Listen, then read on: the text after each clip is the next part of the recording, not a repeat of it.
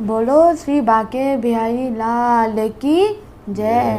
श्री स्वामी जी महाराज जी की जय। सभी वैष्णव भक्तों को जय श्री कृष्णा, जय श्री राधे। भक्तन सन भगवान नित, जो गौ गोहन फिरे, निष्किंचनिक दास तासु के हरिजन आए। विदित बटो ही रूप भये, हरि आपू लुटाए। तो भगवान भक्तों के पीछे भागते हैं। जैसे एक गैया बच्चा देती है, उस बच्चे के पीछे वो गैया भागती है, वैसे ही भगवान भक्तों के पीछे भागते हैं। मगर भगवान सब भक्तों के पीछे नहीं भागते हैं। जो निष्किंचन भक्त होते हैं उनके पीछे भगवान भागते हैं। जिनने सुबह तो भोजन कर लिया मगर शाम की कोई व्यवस्था नहीं है। और निष्किंचन भक्त वो होते हैं जिसके भीतर ना कोई लोभ होता है, ना ही कोई संग्रह होता है। उन भक्तों के पीछे भगवान भागते हैं और अपने आप को उन भक्तों के लिए लुटा भी देते हैं। ऐसे ही निष्किंचन भक्त हैं हमारे हरपाल जी। तो हरपाल जी संतों की सेवा करा करते थे। जब तक उनके पास धन था उन्होंने खूब सेवा करी थी। अब धन खत्म हो गया तो उन्होंने उधार लेना चालू कर दिया। अब लोग भी कब तक उधार देते, अब लोगों ने उधार देना बंद कर दिया। अब हरपाल जी ने कोई और उपाय सोचा। उनने सोचा कि अब मैं चोरी करूँगा। मगर वो चोरी वैष्णव भक्त के यहाँ नहीं करते थे। जो भक्त ना कोई गौ सेवा करते हैं, ना ही संतों की सेवा करते हैं, ना ही ठाकुर जी की सेवा करते हैं, उन भक्तों के मतलब उन लोगों का कि वो चोरी उनका धन चोराते थे। तो एक दिन की बात है, कुछ संत उनके घर पे आए। तो उन्होंने उन संतों को आरती उतारी, उनको कहा पधारो महाराज, आप अभी स्नान करो और ठाकुर सेवा करो जब तक हम आपका बाल भोग की व्यवस्था करते हैं। तो उनकी जो पत्नी थी और वो कुछ सोचने लगे। क्यों? क्योंकि उनके घर में कोई सामग्री ही नहीं थी बाल भोग बनाने की। तो उन्होंने बहुत सोचा कि अब हम क्या करें। तो उनकी पत्नी ने कहा कि मैं अपने बाल काट देती हूँ, तुम उन बालों को बेच आना, उससे जो पैसे मिलेंगे उससे आप सामग्री ले आना, मैं बाल भोग बना दूँगी। तो उनकी पत्नी ने अपने बाल काट दिए, उनको दे दिए। अब हरपाल जी सामग्रियाँ ले आए। तो बाल भोग की तो व्यवस्था हो गई। तो अब राजभोग का क्या करें? तो हरपाल जी यही बात सोच रहे थे। तभी भगवान द्वारिकाधीश से सब कुछ ये देख रहे थे। तो भगवान जल्दी से अपना श्रृंगार करते हैं। तभी रुक्मणी जी आती है और कहती है भगवान मतलब जय जय सरकार, आज आप अपना पूरा श्रृंगार करके कहाँ जा रहे हो? तो भगवान कहते हैं कि मैं अपने एक भक्त से मिलने जा रहा हूँ। तो रुक्मणी जी कहती है क्या मैं भी चलूँ? तो भगवान कहते हैं एक ही शर्त में, तुम भी अपना पूरा श्रृंगार करके आओ और वहाँ पे कुछ भी मत बोलना। तो रुक्मणी जी ने कहा ठीक है। तो रुक्मणी जी और भगवान अपना पूरा श्रृंगार करके हरपाल जी के घर बाहर आते हैं। किसके रूप में? सेठ और सेठानी के रूप में।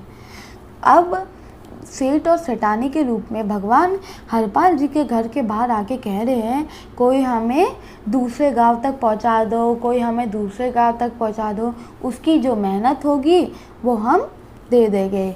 अब भगवान जो है वो बार बार हरपाल जी के घर में घूम के कह रहे थे। तो हरपाल जी कहते हैं अब मैं इनके पास जाता हूँ, इनसे राजभोग की शायद व्यवस्था हो जाए। तो हरपाल जी उनके पास जाते हैं और कहते हैं मैं आपकी क्या मदद कर सकता हूँ? तो भगवान और रुक्मणी भगवान ये कहते हैं कि देखो हम तो इतना कुछ पहन रखे हैं और हमारी भी पत्नी है वो भी बहुत कुछ पहन रखी है। अब तुम्हें तो पता है दूसरे गांव तक जाने के लिए वहाँ तो घना जंगल पड़ता है, तो हमें एक आदमी हमारे साथ चाहिए था जो हमें दूसरे गांव तक पहुँचा दे। तो उन्होंने कहा ठीक है, आप मुझे अपनी मेहनत का पहले ही दे दो। ने कहा ठीक है मैं दे दूँगा। तो उन्होंने कहा कि तुम्हें क्यों चाहिए? तो उन्होंने कहा अरे हमारे घर में कुछ संत आए हुए हैं, उनके लिए हमें राजभोग का व्यवस्था करना है, तो आप हमें पहले ही दे दो। उन्होंने कहा ठीक है मैं दे तो दूँगा, मगर तुम इन संतों की सेवा करते हो, तुम्हें अपने लिए तो पैसे जमा करने चाहिए, इन संतों को क्यों सेवा कर रहे हो, इनका क्या जा रहा है? उन्होंने कहा हम वो बाद में सोचे कि आप हमें पहले हमारे मेहनत का दे दो, हम अभी सामग्री लाके आपको छोड़ाते हैं। तो जो हरपाल जी होते हैं वो अपनी पत्नी को सामग्रियाँ दे देते हैं और कहते हैं आज के बाद से हमें कोई मेहनत करने की कोई ज़रूरत ही नहीं पड़ेगी, आज हम बहुत मालामाल हो जाएंगे। तो वो कहा तो अब हरपाल जी भगवान और रुक्मणी जी को लेके जा रहे थे। तो जो भगवान और रुक्मणी जी थे वो बीच बीच में रास्ते में कुछ खाए जा रहे थे, बिना कुछ हाथ धो रहे थे जब भी वो बाथरूम जा रहे थे। और वो हरपाल जी को और कह रहे थे ये हरपाल क्या है, ये अपने सारे पैसे इसने वो संतों पे लुटा दिए, इसको अपने लिए पैसे जमा करने चाहिए थे, वो बार बार ये कहे जा रहे थे। और फिर उनके ना कोई गले में कंठी माला थी, ना कोई तिलक था। और तो अब जो हरपाल जी थे उनको पक्का विश्वास हो गया ये वैष्णव भक्त तो है नहीं, अब बहुत भंडारे होने वाले हैं। तो जैसे ही घना जंगल आया तो हरपाल जी अपना तौलिया निकालते हैं और तौलिया बिछाते हैं और अपने हाथ में लाठी लेते हैं और कहते हैं चलो अब अपने जो सारे गहने हैं ना इस पोटली में डाल दो, अगर नहीं डालोगे तो ये लाठी दिख रही है ना, ये लाठी पड़ेगी। तो भगवान तो अपने सारे गहने उतारने लग जाते हैं, मगर रुक्मणी जी अपने गहने नहीं उतार रही थी। तो हरपाल जी कहते हैं तुम क्या खड़ी खड़ी देख रही हो, क्या सबको अलग अलग बोलना पड़ेगा, तुम भी अपने गहने उतारो। तो रुक्मणी जी भी अपने गहने उतारने लग जाती हैं। तो अपने सारे गहने उतारने के बाद रुक्मणी जी ने एक अंगूठी नहीं पहन रखी थी, क्योंकि वो उनकी सुहाग की अंगूठी थी, तो वो उसको नहीं उतारना चाहती थी। तो अब हरपाल जी ये कहते हैं ये अंगूठी क्यों किस शौक में पहन रखी है, इस अंगूठी को उतारो, इस अंगूठी से कितने बाल भोगोगे कितने महीने तक। तो रुक्मणी जी अंगूठी उतार रही थी तो हरपाल उनसे उतर नहीं रही थी, तो हरपाल जी हाथ से ऐसे अंगूठी खींचते हैं। तो रुक्मणी जी को दर्द होता है और कहती है कैसा भक्त है ये तुम्हारा, तो मैं अभी इसको श्राप देती हूँ। तो भगवान उनका जल्दी से हाथ पकड़ लेते हैं और कहते हैं कि तुमसे कहा था ना कुछ नहीं बोलना है और कुछ मत बोलो, और मैं इसी भक्त से मिलने आया हूँ।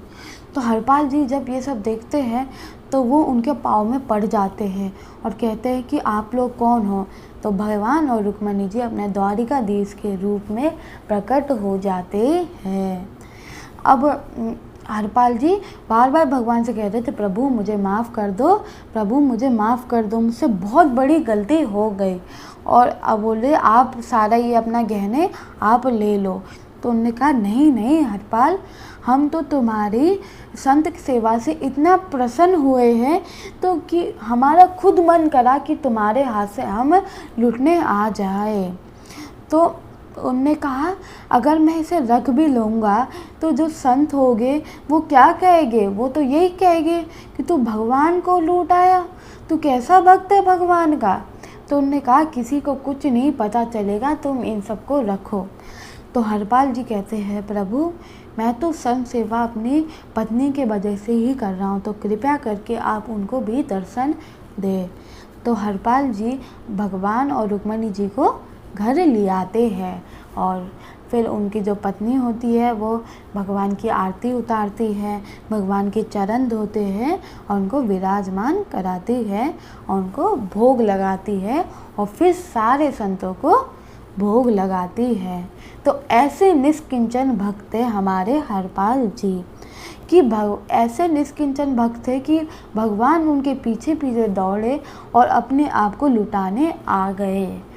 तो सभी वैष्णव भक्तों को जय श्री कृष्ण, जय श्री राधे।